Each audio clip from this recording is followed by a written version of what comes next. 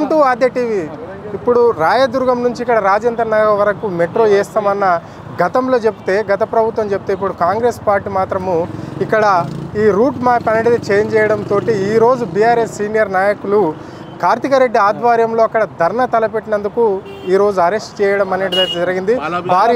పాలాభిషేకం చేసినందుకు భారీ ఎత్తున ఇక్కడ కార్యకర్తలను కార్తికరెడ్డిని ఇక్కడ అరెస్ట్ చేసి నార్సింగ్ పిఎస్సికి తీసుకురావడం అనేది జరిగింది. ఇప్పుడు మనతో పాటు బీఆర్ఎస్ సంబంధించిన నాయకులు ఉన్నారు, వాళ్ళని అడిగి తెలుసుకునే ప్రయత్నం చేద్దాం. చెప్పండి సార్, ఎందుకు మరి ఇంత అరాచకం ఏంటి? ఇప్పుడు కార్తికరెడ్డిని అరెస్ట్ చేయవలసిన అవసరం ఏమొచ్చింది? నాయకులను అరెస్ట్ చేయవలసిన అవసరం ఏముంది? కార్తికరెడ్డి గారు ఏం అంటలేరు. కార్తికరెడ్డి రాలేదు. తర్వాత మనుషులు వచ్చారు, బీఆర్ఎస్ మనుషులు వచ్చారు, అందరు వచ్చారు. రాగానే రైల్వే మెట్రో క్యాన్సిల్ చేసిన తర్వాత ధర్నా చేసినారు. మేము ధర్నా కూడా చేయలేదు, పాలాభిషేకం చేద్దామని వచ్చినాము.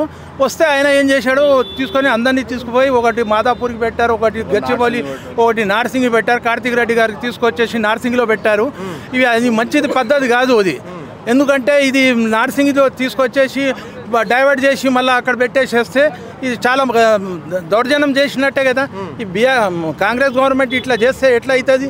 ఇది గవర్నమెంట్ వచ్చేది మాదే వస్తుంది, 100% టీఆర్ఎస్ గవర్నమెంట్ వస్తుంది. బీఆర్ఎస్ ఎటు పరిస్థితుల్లోనైనా గవర్నమెంట్ వచ్చేది, మాది రాంది సమస్యనే లేదు. ఇంకా వాళ్ళు ఎంత చేసినా పత్తి తీసుకోపోయి ఇక్కడ గండి పెడితే ఇక్కడ తీసుకోపోయి అక్కడ ఇది చేస్తున్నాడు, అది చేస్తున్నాడు, ఏమయ్యేది కాదండి. ఇది పైసలు ఇచ్చేయాలి అంటే చేయాలి కదా. ఎందుకు అరెస్ట్ చేయాలి, ఎందుకు ఇది చేయాలి? అనవసరంగా కదా ఇది చేసేది. తప్పు కదా. ఆయన బోలా దాదాపుగా ఎంతమందిని అరెస్ట్ చేశారు? దాదాపు 300 మందిని అరెస్ట్ చేశారు. 3 ట్రక్లు తీసుకుపోయారు, మళ్ళీ కార్లలో తీసుకుపోయారు. చాలా మందిని తీసుకుపోయారు. మా వాళ్ళని అందరినీ వేరే పిఎస్లో డైవర్ట్ చేసేసారు. వేరే పిఎస్లో డైవర్ట్ చేసేసి ఇట్లా అంతా పరేషాన్ చేస్తున్నారు. ఏమవుతుంది? మేము వచ్చేస్తాం కదా, మాకేం కాదు. మీరు తీసుకొచ్చేసి సార్కి ఏమో కార్తికరెడ్డి గారికి ఇక్కడ నార్సింగ్ పిఎస్లో పెట్టారు. ఏమవుతుంది? జరసేపు అయితే మళ్ళీ వాళ్ళే వదిలేస్తారు. మేము దొంగతనం చేయలేదు, మేము ఏం చేయలేదు. పాలాభిషేకం చేయనికి వచ్చినాము. ఏమైనా దౌర్జన్యం చేసినామా, ఏమైనా కొట్టినామా, ఏమైనా లొల్లి చేసినామా? ఏం చేయలేదు. చేయకుండా మమ్మల్ని తీసుకొచ్చి అరెస్ట్ చేస్తే మంచిదా? ఇది తప్పు కదా. ఇది చాలా తప్పు లేదా చెప్పండి మీరు. ఎందుకంటే చాలా మందికి ఎంత దాదాపు 300 మంది 500 మందిని అరెస్ట్ చేయడం చాలా దౌర్జన్యమే కదా. ఇది కాంగ్రెస్ గవర్నమెంట్ దౌర్జన్యమే కదా. ఇది తప్పు చేయకూడదు కదా సార్. అది మాత్రం సార్ చెప్పండి సార్, అరెస్ట్ చేయవలసిన అవసరం ఏమొచ్చింది? ఎందుకు మరి ఇట్లా బీఆర్ఎస్ కార్యకర్తల పైన కేవలం కాంగ్రెస్ నాయకులు కావచ్చు లేకుంటే సర్కార్ ఎందుకు ఫోకస్ చేస్తుంది? ప్రస్తుతము రాష్ట్రంలో పోలీస్ రాజ్యం నడుస్తున్నది. ఎందుకంటే ఏ కార్యక్రమం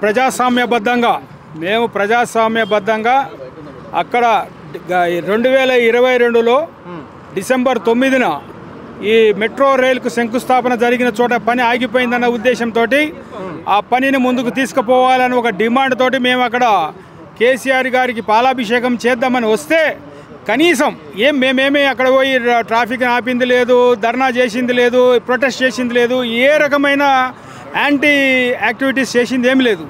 కేవలం కేసీఆర్ గారి బొమ్మ అక్కడ పెట్టి పాలాభిషేకం చేద్దామని చెప్తేనే దానికి అరెస్ట్ చేసినట్టు తీసుకొచ్చి దీన్ని ఏం అర్థం చేసుకోవాలి? ప్రజాస్వామ్యం ఉందా? రాష్ట్రంలో ప్రజాస్వామ్యం చచ్చిపోయిందా? మొహబ్బత్కి దుకాన్ కహా హై అని జనం అడుగుతున్నారు. ఓకే సార్, చెప్పండి మరి ఓన్లీ ఇప్పుడు బీఆర్ఎస్ నాయకులను ఎందుకు టార్గెట్ చేస్తుంది ప్రభుత్వం? మళ్ళీ విద్యార్థి విభాగానికి సంబంధించిన నాయకులను టార్గెట్ చేయడానికి ప్రధాన కారణం ఏంటి? ప్రజా సమస్యలు ఎత్తుకొని తిరుగుతున్నాం. తెల్లారు లేస్తే అన్ని రకాలుగా ప్రస్తుతం ప్రభుత్వం విఫలమైంది. 6 గ్యారెంటీలు 420 ఏవైతే చెప్పినారో అవన్నీ మొత్తం విఫలమైనవి. జనంలో తిరుగుతూ ఉంటే, ప్రజా సమస్యలు ఎత్తుకొని తిరుగుతూ ఉంటే, ఎన్నికల షెడ్యూల్ అనౌన్స్ చేసినారు కదా, ఏడ చెడ్డ పేరు వస్తుందో మొత్తం తుడుచుకుపెట్టుకుపోతుందనే భయంతో ఎవడు కనబడకూడదు, రోడ్డు మీదకి రాకూడదు, ప్రశ్నించకూడదు. ఏ ముఖ్యమంత్రి అయితే పిసిసి ప్రెసిడెంట్గా ఉండి పలుసార్లు ప్రశ్నించే గొంతు కావాలని అడిగి ప్రశ్నించే వాడిని రూపాయలు దోస్తున్నారు. ప్రస్తుతం జరుగుతున్నదంతా పోలీస్ రాజ్యం.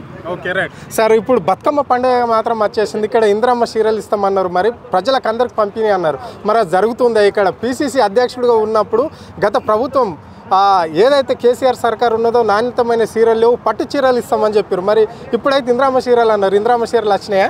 ఏ చీరలు లేవు. అదే కాదు నేను చెప్పేది ఏంటంటే, ఏ గ్యారంటీలు ఏ హామీలు అయితే ఇచ్చినరో వాళ్ళు ఏవి కూడా అందజేసే పరిస్థితి లేదు. ప్రజల్లో వాళ్ళు పూర్తిగా విఫలమైనారు కాబట్టి మనము ఏం అడిగినా సరే ప్రజలను అడుగుతూ ముందుకు వచ్చి ప్రజా సమస్యలు లేవనెత్తుతుంటే అక్రమ అరెస్టులు చేస్తున్నారు. అవసరమే లేదు, ఇప్పుడు అరెస్ట్ చేయాల్సిన అవసరమే లేదు. ఇప్పుడు తీసుకొచ్చినారు, కార్తిక్ రెడ్డి గారిని తీసుకొచ్చినారు, అక్కడ కూర్చోబెట్టినారు. ఎందుకు అంత అవసరమా? అంతసేపు కూర్చోబెట్టాల్సిన అవసరం ఉందా? ఏం చేసినారని చెప్పి, ఏం law and order problem create చేసినారని చెప్పేసి, ఈ లా అండ్ ఆర్డర్ ప్రాబ్లమే లేదు, అయినా కానీ తీసుకొచ్చి కూర్చోబెట్టారు. ఇది సరైన పద్ధతి కాదు, ఇది రాష్ట్రానికి మంచిది కాదు. ఏదైతే ప్రజాస్వామ్యం గురించి మాట్లాడే 10 మంది ఉన్నారో, మన రాహుల్ గాంధీ గారు ఎంతసేపు కాన్స్టిట్యూషన్ బుక్ చేతిలో పట్టుకొని తిరుగుతూ ఉంటారు. కాన్స్టిట్యూషన్ బుక్ ఏంటంటే ప్రజాస్వామ్యం పరిరక్షించాలి, ప్రజాస్వామ్యాన్ని పరిరక్షించాలి. ఏడ ప్రజాస్వామ్యము? ఏడుంది ఈ ప్రజాస్వామ్యము? రాష్ట్రంలో ప్రజాస్వామ్యం ఉందా? ప్రజలు అసలు మాట్లాడగలుగుతున్నారా? గొంతెత్తగలుగుతున్నారా? ఏం తప్పు చేసినాం? ప్రశ్నించడమే తప్ప. మీరే ప్రశ్నించమన్నారు, ప్రజలు ప్రశ్నిస్తుంటే రూపలేస్తారు. ఏంది ఇది రాజకీయం? ఏం రాజకీయము? ఏ రకమైన రాష్ట్ర ప్రజాప్రభు పాలన ఇది?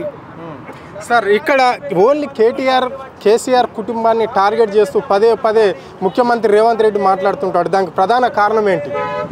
ఆయనకు ఏదో రకంగా ప్రజలను రెచ్చగొట్టాలే ధోరణిలో ఆ రోజు అందుకే మాట్లాడినారు. రెండోది ఏంటంటే, ఆయన ముందే చెప్పినాడు. ఏమని చెప్పినాడు? కేసీఆర్ గారి ఆనవాళ్ళు లేకుండా చేస్తాను అని చెప్పాడు. అందుకని చెప్పి ఎంతసేపు బురద జల్లే కార్యక్రమం నడుస్తుంది ప్రస్తుతం. బురద జల్లుతా ఉంటే ఏమవుతుందంటే 10 సార్లు గ్లోబల్స్ ప్రచారం, మంచోడు కాదు అనే ప్రచారం తప్పిస్తే యథార్థం ఏందని ప్రజలకు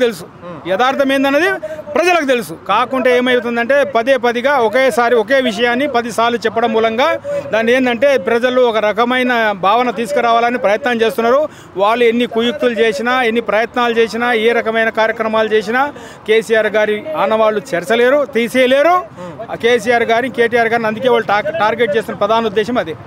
చివరిగా ఇప్పుడు మీ వర్కింగ్ ప్రెసిడెంట్ పైన దాదాపుగా 10 నుంచి 15 కేసులు కూడా ఈ ప్రభుత్వం వచ్చిన నుంచి కేసులు నమోదు చేయడం అనేది జరిగింది.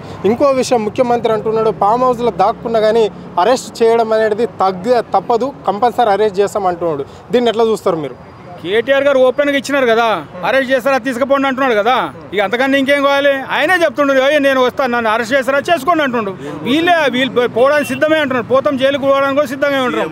ప్రజల కోసం, తెలంగాణ రాష్ట్రం కోసం, తెలంగాణ భవిష్యత్తు కోసం, తెలంగాణ అభివృద్ధి కోసం, తెలంగాణ వెల్ఫేర్ కోసం మేము జైలుకి కాదు ఎక్కడికన్నా పోతాం, మేము సిద్ధంగా ఉన్నాం అన్నిటికీ అని చెప్పి చెప్పడం జరిగింది. ఇక అంతకన్నా ఇంకేం ఓపెన్గా చెప్తారు?